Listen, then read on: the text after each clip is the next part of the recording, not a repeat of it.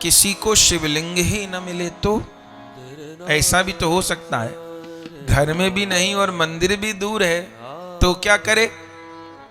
तो कोई बात नहीं, सूत जी ने कहा कि फल तो होते हैं घर में। हाँ, फल तो प्राय ग्रस्त के घर में होते हैं। बोले 2-4 केले की जलहरी बना ले और बीच में एक सेब रख दे। ये सब कपोल कल्पित नहीं कह रहे, सब शिव पुराण में लिखा है। ये विदेश्वर संहिता की कथा सुन रहे हैं आप। केले की जलहरी बना ले, बीच में एक सेब रख दे और मान ले कि यही शिवलिंग है, और उन्हीं पर नमः शिवाय, ओम नमः शिवाय, तो फल का शिवलिंग निर्माण कर ले। बोले किसी के यहाँ फल भी नहीं है तो क्या किया जाए? सूत जी ने कहा तो रज तो होती है ना, अरे गमले में ही रज लगी है, रज मिट्टी तो होती है ना, उसी में ही शिवलिंग बना ले और वहीं भावना करके हे भोले बाबा यहीं मेरे जलाभिषेक को आप स्वीकार करिए। तीर्थ में ऐसे ही होता है, गंगा जी स्नान करने गए, यमुना जी स्नान करने गए, जलाभिषेक का नियम है, कोई बात नहीं। गंगा जी स्नान करने करके बाहर निकले, वहीं पर रज ले करके वहीं पर छोटी सी पिंडी बना लीजिए, जलहरी बना लीजिए, वहीं जल लेकर के अभिषेक कर दीजिए, हो गया। तो रज का ही शिवलिंग बना ले। पार्थिव शिवलिंग की तो बड़ी महिमा कही गई है, अभिषेक कर ले। बोले ये भी संभव न हो, बोले चंदन तो होता है, चंदन से पात्र में लिख दे पंचाक्षर मंत्र ओम नमः शिवाय, नाम लिख दे और उस नाम को ही भोलानाथ मान करके उस पर जलाभिषेक कर दे। इतनी छूट है। हाँ, ये भी संभव न हो, अरे रुद्राक्ष तो होता है ना, रुद्राक्ष को पात्र में रख दे और शिवलिंग मान के रुद्राक्ष का ही अभिषेक कर दे।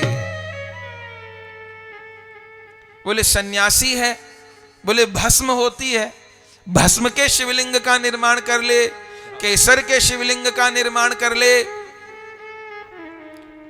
शौनक जी ने कहा इसमें से कुछ भी नहीं है किसी के पास, कृपा तो देखिए महात्माओं की, कुछ भी नहीं है तो क्या करे? बोले स्नान कर रहा है, कुछ भी व्यवस्था नहीं है उसके पास, क्या करे? बोले अपने बाएं हाथ के अंगूठे को ऐसे सीधा कर दे, बाएं हाथ के अंगूठे को ऐसे सीधा कर दे और हे भोलानाथ मेरे इस अंगुष्ठ में आकर के विराजमान हो जा।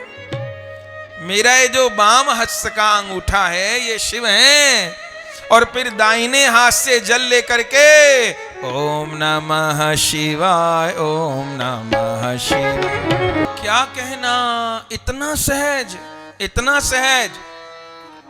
शौनक जी ने भी मानो सीमा पार कर दी। बोले किसी से ये भी मानो संभव ना हो, किसी के हाथ पांव ही ना हो, ऐसा भी तो हो सकता है ना, उसका उद्धार कैसे होगा? तो आखिर में सजल नेत्रों से सूत जी बोले कि ऐसा भी अभिषेक न हो रहा हो, कुछ सामग्री भी नहीं है, सामग्री नहीं है करने की, कोई व्यवस्था नहीं है, तो क्या करे? कुछ ना करे, 3 बार कह दे महादेव महादेव महादेव महादेव महादेव। केवल 3 बार ऐसा कह दे महादेव महादेव महादेव, तो तरित संसार सागरम, तरित संसार सागरम।